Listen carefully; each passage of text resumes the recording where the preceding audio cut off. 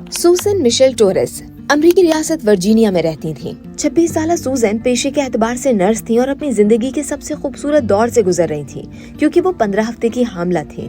मगर मई 2005 की एक सुबह सूजन की जिंदगी में एक भौचाल आया। वो दिमागी कैंसर के बाइस बेहोश हो गईं।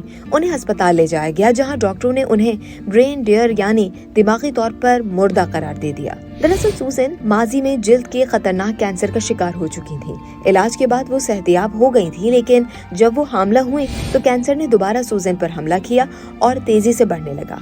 इस तरह कैंसर उनके दिमाग तक फैल गया। यही उनकी मौत की वजह बना। सूजन तो मर गईं, लेकिन उनके पेट में अभी भी एक नन्ही जान जिंदा थी। डॉक्टरों ने माँ के पेट में मौजूद बच्चे की हालत का मुआयना किया तो वो बिल्कुल ठीक था। डॉक्टरों और सूजन के खानदान के सामने एक मुश्किल सवाल था कि क्या बच्चे की खातिर सूजन को लाइफ सपोर्ट पर रखें ताकि बच्चा परवान चढ़ सके और बचाया जा सके। ये मुश्किल फैसला इसलिए भी था क्योंकि दिमागी तौर पर मुर्दा करार दी गई माँ 15 हफ्ते की हामला थी, यानी बच्चे की पैदाइश में अभी भी लगभग 3 महीने बाकी थे। सूजन और उनके शौहर जेसन टोरेस अपने आने वाले नन्हे मेहमान के इस्तकबाल की खूब तैयारियां कर चुके थे।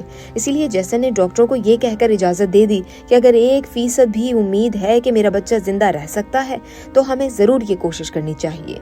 यूं सूजन का जिस्म मशीनों के जरिए तकरीबन 3 महीने तक जिंदा रखा गया। माँ के बॉडी फंक्शन जैसे सांस और खून की रवानी को जारी रखा गया ताकि हमल कायम रह सके। मशीनों ने सूजन को सिर्फ एक वसीले की तरह जिंदा रखा, एक ऐसे इंक्यूबेटर की तरह जिसमें नाजुक सी जान परवान चढ़ रही थी। सूजन के पेट में मौजूद बच्चे की लम्हा बलम्हा निगरानी की जा रही थी। इस केस को देखने वाली डॉक्टर डोना टिलिंडन आर्चर ने बताया कि हम हैरान थे क्योंकि बच्चा हर रोज ज्यादा फाल होता जा रहा था।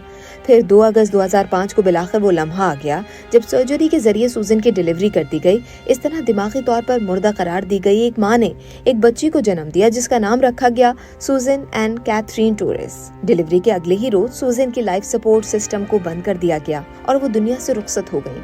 ये वो माँ थी जो खुद तो मर गई लेकिन अपनी बेटी को जिंदगी दे गई। लेकिन ठहरिए, कहानी अभी खत्म नहीं हुई।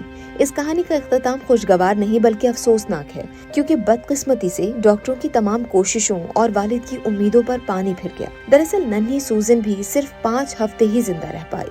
12 सितंबर को वो भी दुनिया से रुखसत होकर अपनी माँ के पास चली गई।